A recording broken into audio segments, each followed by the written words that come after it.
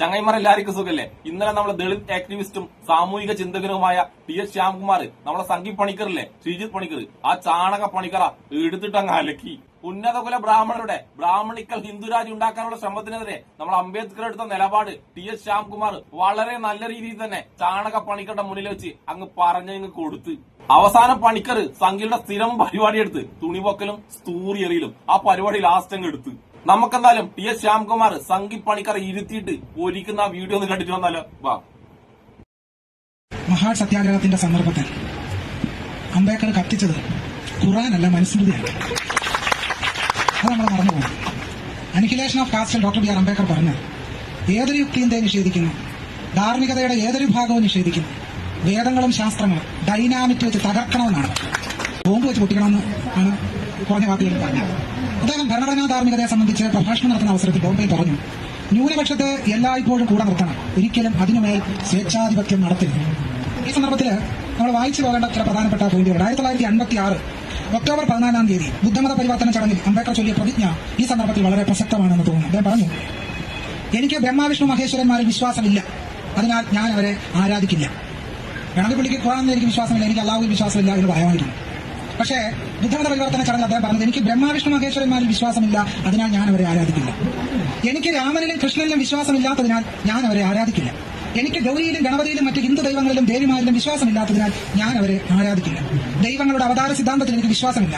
ഞാൻ ശ്രാദ്ധമുട്ടുകയോ പിണ്ടം വെക്കുകയോ ചെയ്യില്ല. ഞാൻ ബ്രാഹ്മണരെ കൊണ്ട് ഒരു ചടങ്ങ് നടത്തിക്കില്ല. മനുഷ്യവംശത്തിന്റെ തുല്യതയിൽ ഞാൻ വിശ്വസിക്കുന്നു. മനുഷ്യരെ താഴ്ന്നവരെന്ന വിവേചനത്തോടെ പെരുമാറുന്ന, മനുഷ്യകുലത്തിന്റെ ഐശ്വര്യത്തിന് ഹാനികരമായ ഹിന്ദുമതത്തെ ഞാൻ ഉപേക്ഷിക്കുകയും ഇന്നു മുതൽ ബുദ്ധമതം സ്വീകരിക്കുകയും ചെയ്യുന്നു എന്നാണ് ഡോക്ടർ B.R. അംബേദ്കർ പറഞ്ഞത്. അംബേദ്കർ പറഞ്ഞു, ഒരു മനുഷ്യജീവിയായി നിങ്ങളെ പരിഗണിക്കാത്ത മതത്തിൽ നിങ്ങൾ എന്തിന് തുടരണം? നിങ്ങളെ വിദ്യ നേടാൻ അനുവദിക്കാത്ത ഒരു മതത്തിൽ എന്തിന് തുടരണം? നിങ്ങൾക്ക് കുടിവെള്ളം നിഷേധിക്കുന്ന ഒരു മതത്തിൽ നിങ്ങൾ എന്തിന് തുടരണം? നിങ്ങളെ അവഹേളിക്കുന്ന ഒരു മതത്തിൽ എന്തിന് തുടരണം? ജോലിയിൽ നിന്ന് നിങ്ങളെ അകറ്റി നിർത്തുന്ന ഒരു മതത്തിൽ നിങ്ങൾ എന്തിന് തുടരണം? മനുഷ്യനും തമ്മിൽ ധാർമ്മിക ബന്ധം അനുവദിക്കാത്ത ഒരു മതം മതമല്ല, ബലപ്രയോഗത്തിന്റെ പ്രകടനമാണ്. മനുഷ്യത്വത്തെ അംഗീകരിക്കുന്നത് മതവിരോധമെന്ന് കണക്കാക്കുന്ന മതം മതമല്ല, രോഗമാണ്. ശാസ്ത്രചരിത്രകാരിയും ചിന്തകയുമായ മീരാനന്ദ ഹിന്ദുമതത്തെപ്പറ്റി പറഞ്ഞത് വിനാശകരമായ വൈറസ് എന്നാണ്. കാരണം അതിന്റെ അടിത്തറ ഹിന്ദുമതം പടുത്തുയർത്തപ്പെട്ടിരിക്കുന്നത് ജാതിയിലും ബ്രാഹ്മണികമായ മൂല്യബോധത്തിലുമാണ് എന്ന് ശാസ്ത്രചരിത്രകാരിയും ചിന്തകയുമായ മീരാനന്ദ ഡോക്ടർ B.R. അംബേദ്കർ നിരീക്ഷിക്കുന്നു. അംബേദ്കർ പറഞ്ഞു, നിരക്ഷരായി തുടരുവാനും ദരിദ്രരായി തുടരാനും നിർബന്ധിക്കുന്ന ഒരു മതമല്ല, ശിക്ഷയാണ്. ഇത് ബ്രാഹ്മണ മതത്തെപ്പറ്റിയാണ് ഈ പറയുന്നത്. ഈശ്വരൻ സർവ്വവ്യാപിയാണെന്ന് അവകാശപ്പെടുകയും മനുഷ്യരോട് മൃഗങ്ങളോടെന്നതിനേക്കാൾ മോശമായി പെരുമാറുകയും ചെയ്യുന്നവർ ആത്മവഞ്ചകരാണ്, അത്തരം ആളുകളെ വർജിക്കുക എന്ന് പറഞ്ഞു വെച്ചു. ഹിന്ദു കോഡ് ബില്ലിനെ സംബന്ധിച്ച വാദപ്രതിവാദങ്ങളിൽ പങ്കെടുത്തുകൊണ്ട് കോൺസ്റ്റിറ്റ്യൂഷൻ അസംബ്ലിയിൽ ഡോക്ടർ B.R. അംബേദ്കർ കോൺസ്റ്റിറ്റ്യൂഷൻ അസംബ്ലിക്ക് ശേഷവും അംബേദ്കർ ഇങ്ങനെ പറയുന്നുണ്ട്, ജനങ്ങളുടെ മതവികാരങ്ങൾ നാം കണക്കിലെടുത്തുകൂടെന്ന് അർത്ഥമില്ല. ഏതെങ്കിലും ഒരു പ്രത്യേക മതം മറ്റുള്ള ജനങ്ങളുടെ മേൽ അടിച്ചേൽപ്പിക്കാൻ പാർലമെന്റിന് അർഹതയുണ്ടായിക്കൂടെന്ന് മാത്രമാണ് ഒരു മതേതര രാഷ്ട്രം എന്നതിന് ആകെക്കൂടിയുള്ള അർത്ഥം. ഭരണഘടന അംഗീകരിക്കുന്ന ഏക പരിമിതി അതാണ് എന്ന് വളരെ സുചിന്തിതമായി ഡോക്ടർ B.R. അംബേദ്കർ പറഞ്ഞു വെച്ചിട്ടുണ്ട്. അംബേദ്കർ പറഞ്ഞു, അസമത്വവും അടിച്ചമർത്തലും നിറഞ്ഞ എന്റെ പുരാതന മതം ഉപേക്ഷിച്ചതോടെ ഞാൻ പുനർജനിച്ചിരിക്കുകയാണ്. ഇത് പറയുന്നത് മുഴുവൻ ബ്രാഹ്മണ മതത്തെ പറ്റി പറഞ്ഞു. ഇത്രയധികം ഉദ്ധരിക്കാൻ കാരണം, ഇന്ത്യയെ മുഴുവൻ മൂടിയിരിക്കുന്ന വിനാശകരമായ വൈറസ് എന്ന് പറയുന്നത് അത് ബ്രാഹ്മണ മതമാണ്. ബ്രാഹ്മണ്യത്തിന്റെ മൂല്യവിശ്വാസങ്ങളും ചിന്താപദ്ധതികളും ആചാരാനുഷ്ഠാനങ്ങളുമാണ് ഇന്ത്യൻ സമൂഹത്തെ ആഴത്തിൽ സ്വാധീനിക്കുകയും ആഴത്തിൽ നിർണ്ണയിക്കുകയും ചെയ്തുകൊണ്ടിരിക്കുന്നത് എന്നുള്ളതാണ്. നമ്മൾ ഈ രാമരാജ്യം നിരന്തരം പറയുമല്ലോ. നിങ്ങൾ പറഞ്ഞാൽ അവസാനിപ്പിക്കാം. അയോധ്യയിൽ ധ്വജാരോഹണം, ധർമ്മത്തിന്റെ ധ്വജം എന്നാണ് പറയുന്നത്. യോഗി ആദിത്യനാഥ് ഈ ധ്വജാരോഹണം കഴിഞ്ഞതിന് ശേഷം ഫേസ്ബുക്കിൽ എഴുതിയത് ഇത് രാമരാജ്യത്തിന്റെ പുനഃസ്ഥാപനയാണെന്നാണ് യോഗി ആദിത്യനാഥ് ഫേസ്ബുക്കിൽ എഴുതിയത്. ഈ രാമനെ പറ്റി എന്താണ് ഡോക്ടർ B.R. അംബേദ്കർ പറഞ്ഞത്? അംബേദ്കർ പറഞ്ഞത് രാമൻ ഒരു നീചനായ ഭരണാധികാരിയാണ് എന്ന്. ഗർഭിണിയായ സ്വന്തം ഭാര്യയെ കാട്ടിലുപേക്ഷിച്ച രാമന് യാതൊരു ധാർമ്മികതയും ഇല്ല എന്ന് ഇന്ത്യയോട് ഡോക്ടർ B.R. അംബേദ്കർ ഉച്ചസ്ഥൈര്യം വിളിച്ചു പറഞ്ഞു. ഇത് നമുക്ക് വാൽമീകി രാമായണം നോക്കിയാൽ അറിയാം. വാൽമീകി രാമായണത്തിൽ പറയും, ബ്രാഹ്മണാത്തെ നീത്തസ്യ രക്ഷതഃ സർവതാപസ. വാൽമീകി രാമായണം യുദ്ധകാണ്ഡം 124 സർഗം 10 ശ്ലോകത്തിൽ പറയും, വിപുലമായ ജനസ്ഥാനത്ത് രാമനെത്തിയത് ബ്രാഹ്മണ കാര്യം നിർവഹിക്കാനാണെന്ന് ഭരദ്വാജൻ വ്യക്തമാണ്. ആരുടെ കാര്യമാണ്? ബ്രാഹ്മണ കാര്യം. രാമരാജ്യം വരാൻ പോകുന്നു. രാമരാവണ യുദ്ധം നടക്കുമ്പോൾ ദേവന്മാരും സർപ്പിഗണങ്ങൾ പ്രാർത്ഥിച്ചു, സ്വസ്തിബ്രാഹ്മണേഭ്യസ്തു ലോകാതിഷ്ഠന്തു ശാശ്വതാഃ ജയതാം രാഘവസഖ്യേ രാവണം രാക്ഷസേശ്വരം. എന്താണ് അർത്ഥം? പശുക്കൾക്കും ബ്രാഹ്മണർക്കും സ്വസ്തി ഭവിക്കട്ടെ. ഭരണഘടന ഉണ്ടായതുകൊണ്ട് രക്ഷപ്പെട്ടു. ലോകങ്ങൾ നയിക്കാതിരിക്കട്ടെ, ലോകങ്ങൾ നശിക്കാതിരിക്കട്ടെ. രാവണനുമായുള്ള യുദ്ധത്തിൽ രാമൻ ജയിക്കട്ടെ. എന്തിനാണ് രാവണനുമായിട്ടുള്ള യുദ്ധത്തിൽ രാമൻ ജയിക്കുന്നത്?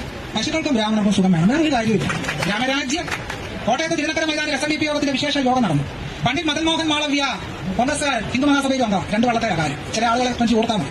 അദ്ദേഹം ഈഴവരോട് പറഞ്ഞു, അന്നത്തെ ഈഴവരോട് പറഞ്ഞു, നിങ്ങളെല്ലാവരും രാമനാമം ജപിക്കണം. അന്നത്തെ ഈഴവർ പ്രബുദ്ധരായിരുന്നു. അന്നത്തെ അഭിപ്രായം ഞാൻ പറയുന്നില്ല, അത് ജനങ്ങൾക്ക് വിട്ടിരിക്കുക.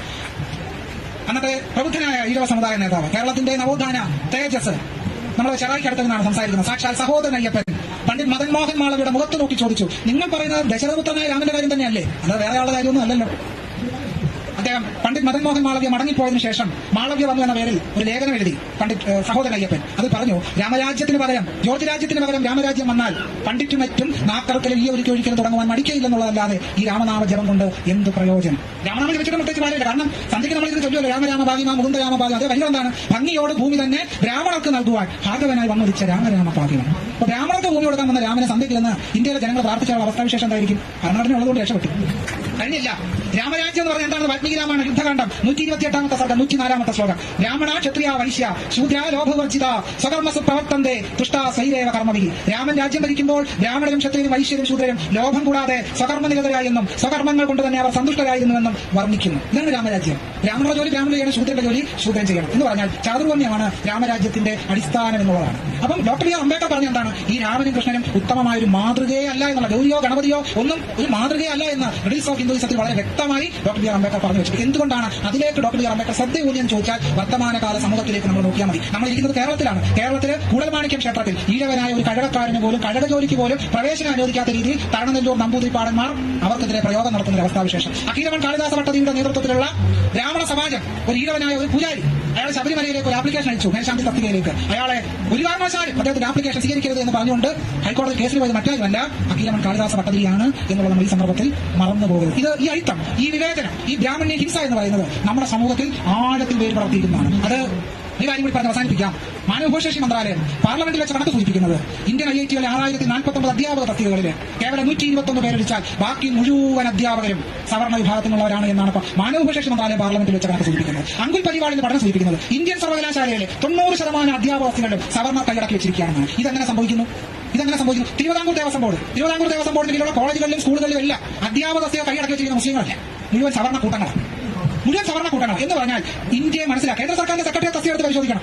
ഈ സെക്രട്ടറി തസ്തിക ഭൂരിഭാഗവും സവർണ്ണ കൈയടക്കി വെച്ചിരിക്കുക. ഇന്ത്യയിലെ സുപ്രീം കോടതിയിലെ ഇതുവരെയുള്ള ജഡ്ജിമാരുടെ കണക്ക് നമ്മൾ പരിശോധിക്കണം. ആ ജഡ്ജിമാരുടെ കണക്ക് പരിശോധിക്കുമ്പോൾ ഞെട്ടിക്കുന്ന വരുമ്പോൾ പുറത്തു വരും. ഭൂരിഭാഗവും സവർണ്ണരാൽ നിയന്ത്രിതമായ ഒരു കോടതി വ്യവസ്ഥ നമ്മുടെ രാജ്യത്ത് നിലനിൽക്കുന്നു. ആദിവാസികൾ എന്നുള്ളത് LLB പഠിക്കാനിട്ടാണോ, LLBക്ക് പോകാനിട്ടാണോ, മുസ്ലിങ്ങൾ പോകാനിട്ടാണോ? പോകുന്നുണ്ട്. പക്ഷേ അവരെ പ്രവേശിപ്പിക്കാത്ത രീതിയിൽ ഒരു സാമൂഹ്യ സംവിധാനം നമ്മുടെ രാജ്യത്ത് ഭയാനകമായി നിലനിൽക്കുന്നു. ആ ഭയാനകമായ വൈറസിന്റെ പേരാണ് ഹിന്ദുത്വ ദേശീയത എന്നുള്ളത്.